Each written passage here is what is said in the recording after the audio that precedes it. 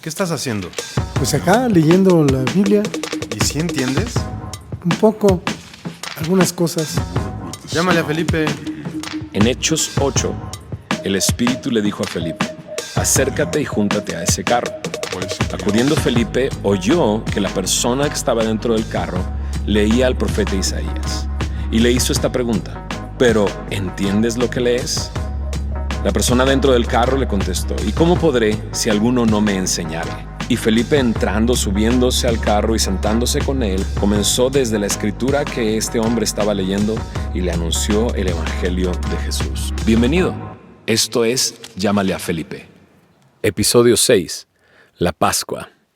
En Éxodo 12, en el versículo 7 dice: y tomarán de la sangre y la pondrán en los dos postes y en el dintel de las casas en que lo han de comer. En el verso 12 continúa diciendo: pues yo pasaré aquella noche por la tierra de Egipto, y heriré a todo primogénito en la tierra de Egipto, así de los hombres como de las bestias, ejecutaré mis juicios en todos los dioses de Egipto, yo Jehová. Y la sangre os será por señal en las casas donde vosotros estéis. Y veré la sangre y pasaré de vosotros, y no habrá en vosotros plaga de mortandad cuando hiera la tierra de Egipto. El libro de Éxodo narra la redención del pueblo de Israel de la esclavitud en Egipto. La familia de Jacob había llegado a Egipto después de la hambruna que hubo en la región, donde José se convirtió en el primer ministro de Egipto y llegaron a la tierra de Gosén, y ahí estuvieron y crecieron como una gran nación. Pero después esto, al crecer como una gran nación, se convirtieron en un problema después de varios siglos, para el nuevo faraón, para el faraón de esa época. ¿Por qué se convirtieron en un problema? Porque eran tan numerosos que cualquier enemigo que pudiera venir contra Egipto, Israel podría levantarse en contra de Egipto y derrotarlos. Así que comenzó a esclavizar al pueblo, comenzó a tratarlos como esclavos y a poner pesadas cargas sobre ellos, y dice su palabra que el clamor del pueblo llegó hasta los oídos de Dios. Y entonces Dios envió a Moisés. La historia de Moisés es maravillosa porque fue escogido por Dios para ser el libertador de Israel. La historia de Moisés es maravillosa. Desde siendo bebé, Dios le cuidó y creció como hijo de la hija de Faraón, pero él era hebreo. Y llegando a los 40 años, él ve a dos hebreos peleando, los trata de separar. Uno de ellos se acuerda que Moisés había matado a un egipcio, y Moisés tiene que salir huyendo. Y por 40 años se la pasa en el desierto cuidando ovejas de su suegro, hasta que Dios lo llama. Dios lo rescata cuando se presenta a él en una zarza ardiendo que no se consumía. Y estando en esa zarza ardiendo, Dios le dice que él va a liberar al pueblo de Israel. Y lo manda de regreso a Egipto y se para frente a Faraón y comienza a exigirle que deje ir a su pueblo, al pueblo de Israel. Pero Faraón no lo quiere hacer.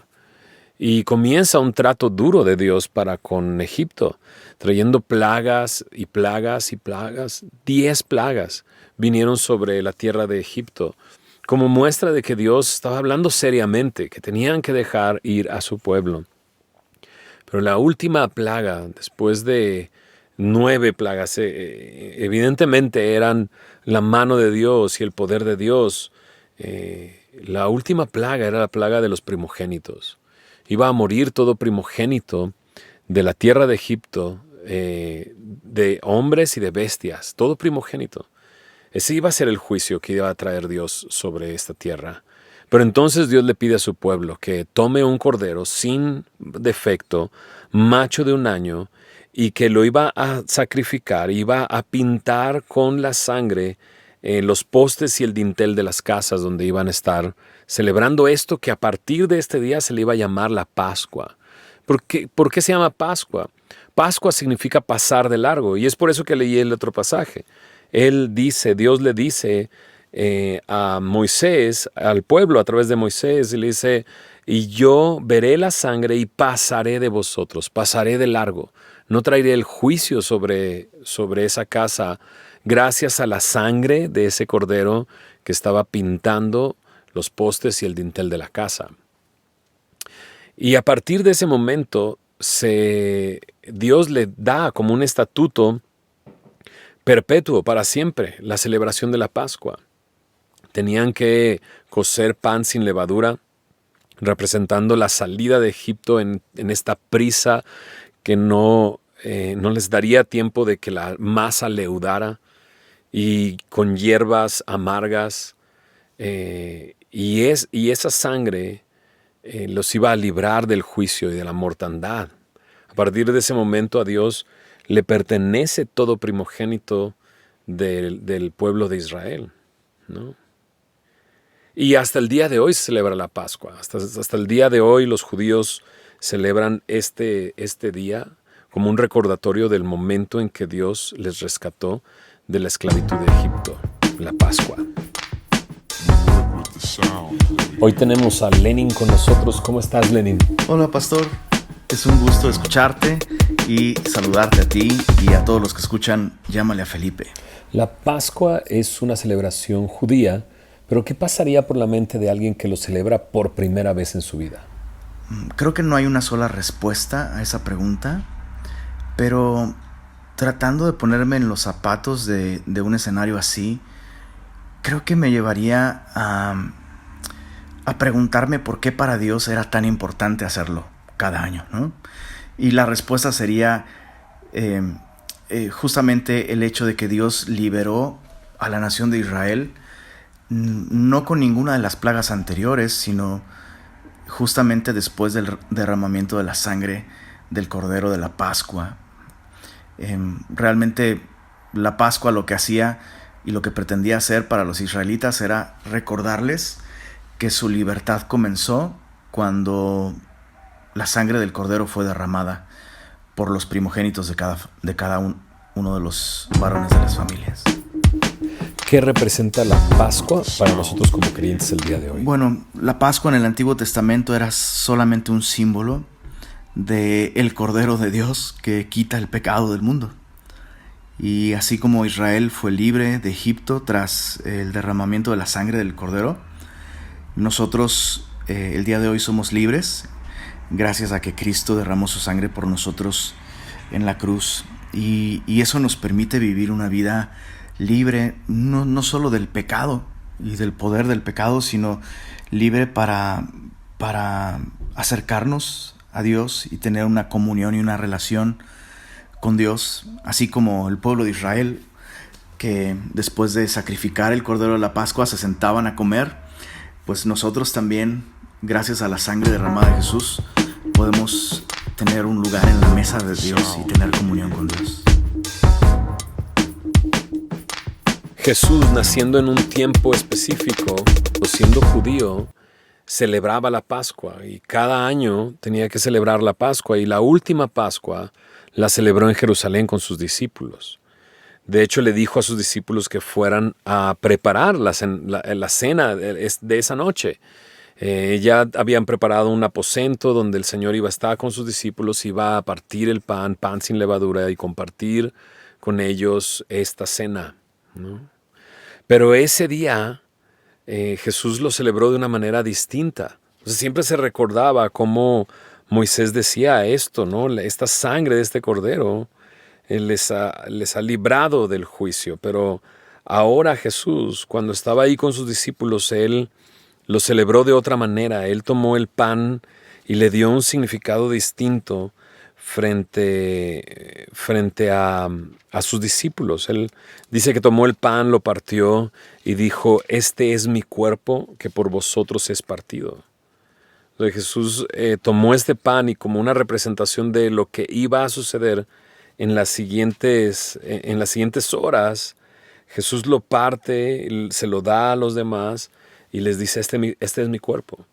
O sea, el sacrificio de Jesús, la muerte de Jesús no era en vano, sino tenía un propósito. Era el cuerpo que era dado en lugar de aquellos que iban a creer en Jesús. Pero de la misma manera dice que tomó la copa y dijo: la copa esta copa es el nuevo pacto en mi sangre que por vosotros se derrama.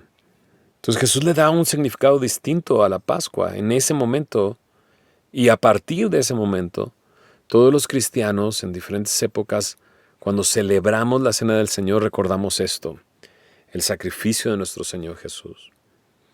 Lo que Jesús iba a hacer era tomar nuestro lugar como el Cordero de Dios, y su sangre iba a ser el pago por nosotros. Y esto es muy interesante porque la Biblia presenta a todo hombre como pecador. Todos los hombres han pecado. No hay ninguno que haya vivido una vida justa, una vida recta, una vida sin pecado.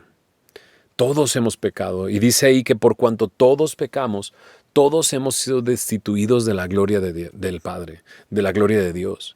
No tenemos acceso a Dios por nuestro pecado. La paga del pecado, dice, es muerte. Mas la dádiva de Dios, el regalo de Dios, es vida eterna en Cristo Jesús. En Cristo Jesús hay vida, pero sin Cristo hay muerte. Así como en Egipto hubo muerte en toda la tierra de Egipto, cuando vino el juicio de Dios sobre como una plaga sobre Egipto. Pero Jesús dice: este es mi cuerpo que por ustedes es partido. Esta es la copa del nuevo pacto en mi sangre que por ustedes es derramada. Su sangre hace que el juicio pase por encima y pase de largo en nuestras vidas. Nosotros lo que merecemos es la muerte por nuestro pecado. Pero si nosotros ponemos nuestra fe en Jesús, que Él tomó nuestro lugar en esa cruz, que Él es el Hijo de Dios y que en esa cruz derrotó al pecado y que resucitó al tercer día, en nuestra fe puesta en ese hecho, ¿no? Nos da salvación, nos da vida eterna. Sí, Jesús es el juez. Jesús mismo dijo que que su Padre le había dado toda autoridad para juzgar a vivos y a muertos, y llegará un momento en que nos juzgará. Pero aquellos que hemos creído en Él, nuestro estatus delante de Él ha cambiado. Pasamos de ser pecadores a ser considerados justos delante de Dios solamente por creer, así como lo hizo Abraham. Cuando Abraham creyó, le fue contado por justicia. Así nosotros, cuando creemos, nos es contado por justicia. En 2 Corintios capítulo 5, en el verso 21, dice que al que no conoció pecado, por nosotros fue hecho pecado, se hizo pecado, para que nosotros fuésemos hechos justicia de Dios en Él. Con lo que estaba celebrando Jesús en esa última Pascua, en esa última cena, era este momento en el que Él iba a tomar nuestro lugar y nos daría de su justicia. En 1 Corintios 5, en el versículo 7 dice: nuestra Pascua, que es Cristo, ya fue sacrificada por nosotros. Esa es la realidad. Nuestra Pascua ya fue celebrada. Él ya murió y derramó su sangre por nosotros. Todos merecemos el castigo por nuestros pecados. Pero me dice la Biblia que el castigo de nuestra paz fue sobre Él, y por su llaga nosotros somos salvos. Por su sangre somos salvos. Es su sangre el precio que Él pagó para rescatarnos a nosotros. Nuestra Pascua ya fue celebrada. Él es nuestra Pascua. Él ya fue sacrificado por nosotros. Podemos el día de hoy celebrar la fiesta, no con la vieja levadura, ni con la levadura de malicia y de maldad, sino con panes sin levaduras, de sinceridad y de verdad. Hemos dejado atrás nuestra vida porque hemos muerto juntamente con Cristo.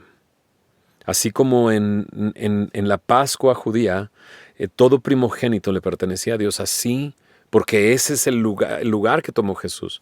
Así nuestras vidas ahora le pertenecen porque Él tomó nuestro lugar. Ahora somos suyos, y somos suyos porque Él es nuestra Pascua. Ahora le pertenecemos. Jesús es nuestra Pascua.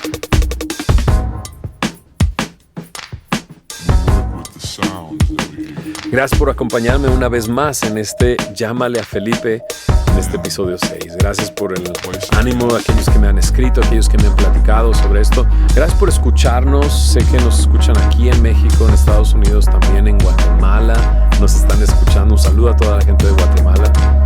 Y por favor escríbanme, ya sea a través de las redes sociales, búsquenme en Twitter o en Facebook como Llámale a Felipe, o escríbenme un correo electrónico a llámaleafelipe@